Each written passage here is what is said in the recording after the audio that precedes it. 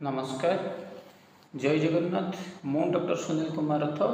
Jail corruption नुआ अध्याय आपको स्वागत जनावि आम आज देखा जे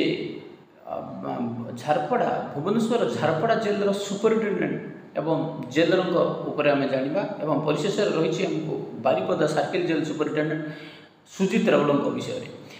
आम जितेबाला मनोरंजन पतिहारी जितेबाला भुवनेश्वर जेल को आसिले जेल को आसला कि भाव में दुई जन प्रिजनर को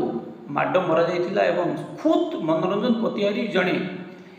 प्रिजनर को माड मारी हाथ भांगी अभियोग आम पाखे आसिक पहुँची आम ये स्पष्ट करदे चाहूँ जे मनोरंजन पतिहारी जड़े ब्रिटिश शासक आम आख्या देचु कहीं से संबलपुर सर्किल रे थिले गोटे वर्ष 2022 मसीह से 62टा डीपी देते वार्डर मन एवं वार्डर मान नाकेदम करते शासक जनक वार्डर मान कृतदास भली व्यवहार करुवा महाशय विरोध में एकाधिक मामला दायर कर विजिलेंस मामला दायर कर कि विजिलेंस टीम आज पर्यटन चुप रही विरोध में कार्यानुष्ठान होनी महाशय डीएन बारिक भली जो सरकार को देइथिबा प्रॉपर्टी लिस्ट प्रॉपर्टी तालिका भूल रही आय बहिर्भूत संपत्ति ठूल कर अभियोग से मसरे 25 लाख टंका पाऊा आम पाखे विशेष सूत्र किसी जमापड़ी महाशय जनक जितेबाला संबलपुर सर्किल कोरापुट सर्किल को ट्रांसफर होकर गले जितेबाला 2023 मसीह से महाशय विरोध में एकाधिक अभियोग आसीथिला जेल मध्य गंजेई बेपार होथिबार अभियोग आसीथिला जेल मध्य रमा गौड़ जे कि जड़े विचाराधीन बंदी सी किभली भाव में जेल मध्य गर्भवती पुत्र संतान जन्म कले से अभियोग आसीथिला महाशय जेल मध्य चंदन काठ काटिबा अभियोग आम पाखक आसीथिला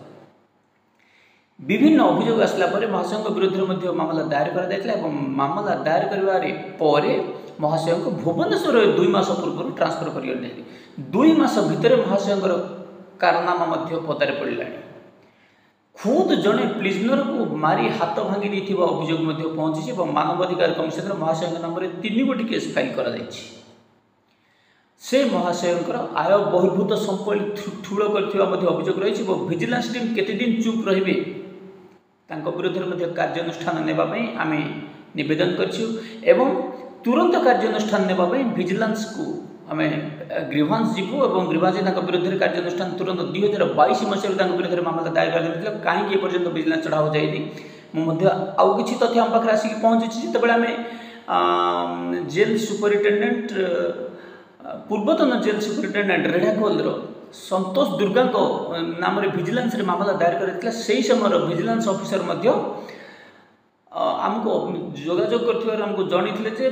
कुआड़े पांडियान महाशय मना करते सरकारी ऑफिसर विरोध में कार्यानुष्ठान न नापी से कार्यानुष्ठान नहीं नथिले से जहाँ होना कहीं से महाशय विरोध में कार्यानुष्ठान नियाजिबो विजिलेंस टीम को आम पुनर्बार विरोध में अभियोग देवु और जो करप्टेड ऑफिसर मैंने आयर बहिर्भूत संपत्ति ठूल कर संपत्ति सरकार पाखे मिसई दि मनोरंजन पतिहारी 2022 मसीह 2024 मसीह 3 गोटी जेल मध्य से करप्शन परिमाण एत परिमाण रही आम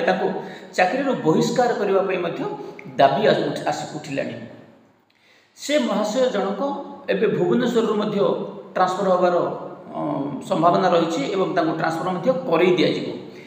जितेबाला जड़े जेल सुपरिटेडेंट जेल मध्य आसामी को आक्रमण कर ऑफिसर मानक कार्य बहिष्कार करदेवार आवश्यकता रही महाशय नाम बहु मामला रही जितेबाला आम एक्सप्लेनेशन कॉल कर पचारूँ जे किभली भाव में रमा गौड़ प्रेग्नेंट केस जो पचारूँ से मेडिकल रिपोर्ट जितेबाला नथिला से जितेबाला हॉस्पिटल जेल को प्रवेश करते से मेडिकल रिपोर्ट दि जाता जेल को आसवा पर सी सानिटारी पैड मासिकिया ऋतुस्राव होबार से सानिटारी पैड यूज करते तापर गर्भवती पुत्र संतान जन्म कर दायी किए एवं खुद एआईजी लुकेश प्रधान यह मामला को चापी देवाई लक्ष लक्ष टंका नहीं आम पाखे अभियोग आसिक पहुंची लुकेश प्रधान को बाद जड़े आईपीएस ऑफिसर द्वारा यह मामला तदंत कर निकट भविष्य में मामला मानवाधिकार कमिशन शुणाणी रही व्यक्तिगत भाव में हाजर हो माननीय कमिशन को जनइबी ଏହିଭଳି ଭାବରେ ବୁଡ଼ି ରହିଥିବା ଦୁର୍ନୀତି ଭ୍ରଷ୍ଟାଚାରରେ ବୁଡ଼ି ରହିଥିବା ଏହି ସୁପରିଟେଣ୍ଡେଣ୍ଟ ବିରୁଦ୍ଧରେ କେବେ କାର୍ଯ୍ୟାନୁଷ୍ଠାନ ହେବ ଦେଖିବା ପାଇଁ ବାକି ରହିଲା। ମହାଶୟ ଜଣକ ସମ୍ବଲପୁର ବା କୋରାପୁଟ ଭୁବନେଶ୍ୱର 3 ଜେଲ୍ 3 ବର୍ଷରେ 3ଟି ଜେଲ୍କୁ ଦୁର୍ନୀତିଖୋର କରିସାରିଲେଣି। ଏଇ ଯେଉଁ ଜେଲ୍ ମାନଙ୍କ ମଧ୍ୟରେ ସମ୍ବଲପୁର ଜେଲ୍କୁ ଛାଡ଼ିଦେଲେ ସେ ଯେ ଯେଉଁ ୱାର୍ଡରମାନଙ୍କ ଉପରେ ଡିପି ଲଗାଇବା ଏବଂ ବା କୋରାପୁଟ ଜେଲ୍କୁ ଗଲା ପରେ କୋରାପୁଟ ଜେଲ୍ରେ କିଭଳି ଭାବରେ ନିଶା କାରବାରରେ ସମ୍ପୃକ୍ତ ରହିବା ଏବଂ ରମାଗୌଡ଼ ପ୍ରେଗନେନ୍ସି କେସ୍ରେ ସମ୍ପୃକ୍ତ ଚନ୍ଦନ କାଠ ମୂଲ୍ୟବାନ ଚନ୍ଦନ କାଠ ଗୁଡ଼ିକ ମଧ୍ୟ ଜେଲ୍ରୁ ଉଦ୍ଧାର କରାଯାଇଥିଲା। ମହାଶୟ ଜଣକ ଯେତେବେଳେ ଆମକୁ ଖବର ଦେଇଥିଲେ କି 3 ଖଣ୍ଡ କାଠ ସିଏ ନେଇ ଆସିଥିଲେ ଏବଂ 2 ଖଣ୍ଡ କାଠ ମହାପ୍ରଭୁଙ୍କୁ ଦେବା ପରେ ଖଣ୍ଡିଏ ଛୋଟ ତାଙ୍କ ପାଖରେ ରଖିଛନ୍ତି ଏବଂ ଏଲ୍ବି ଦାସ ଯିଏକି ତାଙ୍କୁ ସେହି କାଠ ଯୋଗାଇ ଦେଇଥିବା କଥା ମଧ୍ୟ ସେ ଆମକୁ ଜଣାଇଥିଲେ। କିନ୍ତୁ କଥା ହେଉଛି ଜେଲ୍ ମଧ୍ୟରୁ ଚନ୍ଦନ କାଠକୁ କାହିଁକି କଟାଗଲା, କାହାର ପରମିଶନରେ କଟାଗଲା?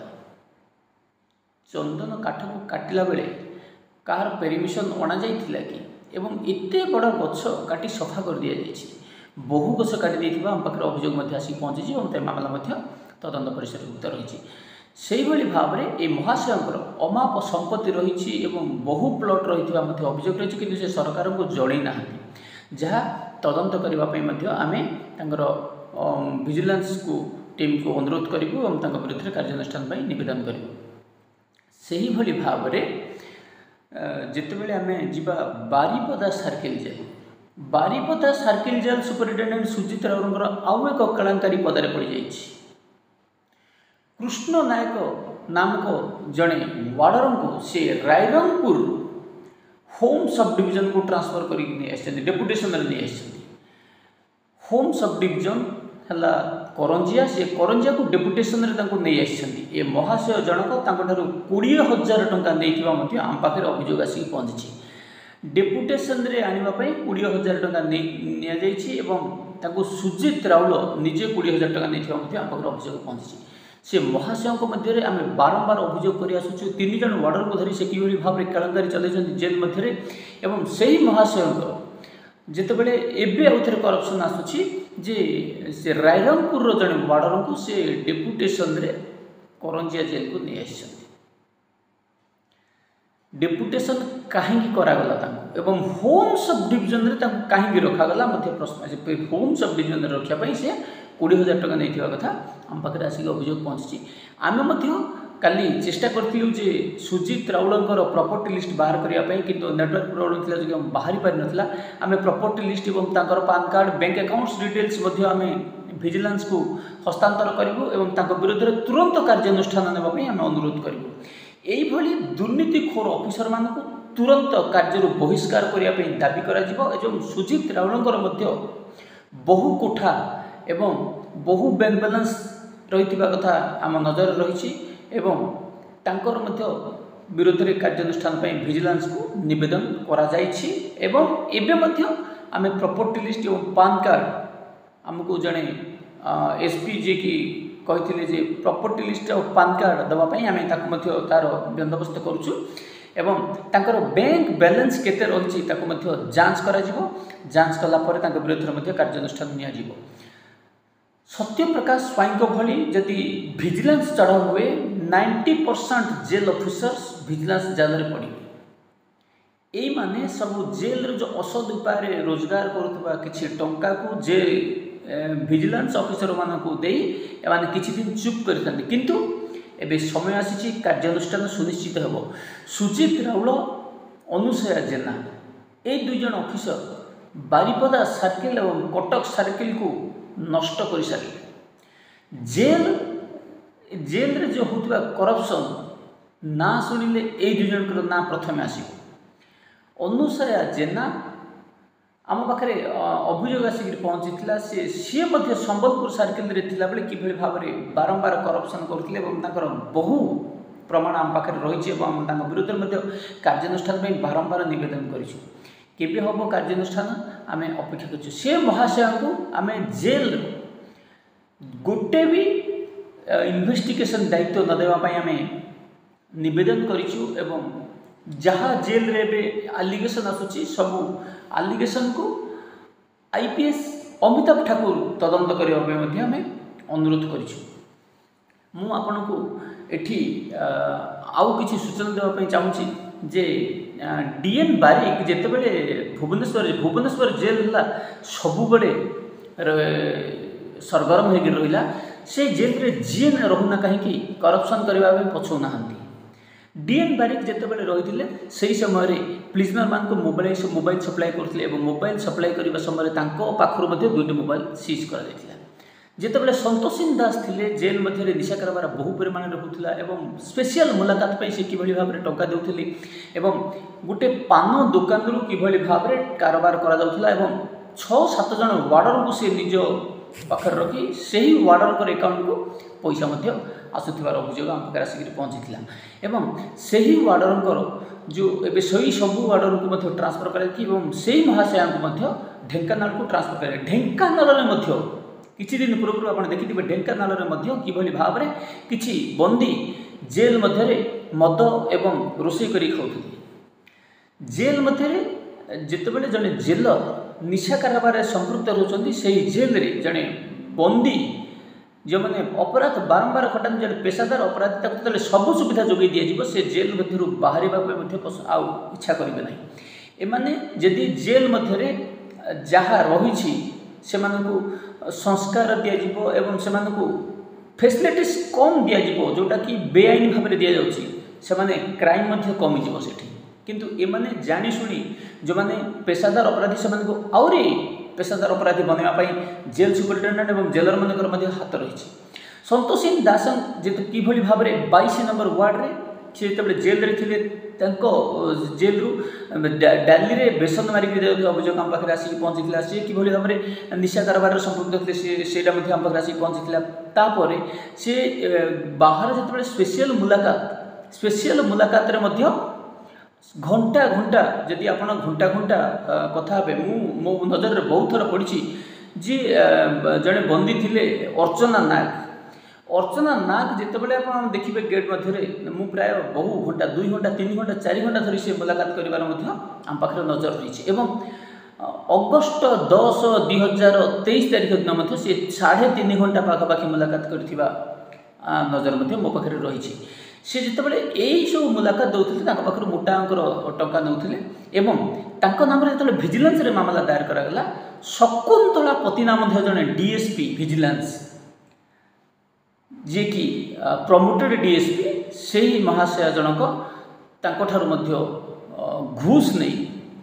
पीसी नहीं मामला को चापी देते जहाँ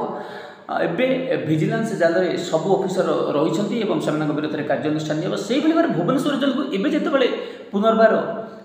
मनोरंजन पतिहारी आसिले से आसु आसु कलाकार नाम आरंभ कर जेल मध्य मसरे 25 लाख टंका सी नौथिबा आम पाखे अभियोग आसिक पहुँची जेल रे जड़े आसामी को माड मारिबा सुपरिटेडेंट को ये जाऊँगी तो मुझे पारि कि जो सुपरिटेडेंट पचार से माड मार अस्वीकार करते कि पीड़ित निजे जो कहते कि आमको मत सुपरिटेडेंट पेली देता जो मोर हाथ भांगी जाइए आम मानवाधिकार कमिशन मामला दायर कर भुवनेश्वर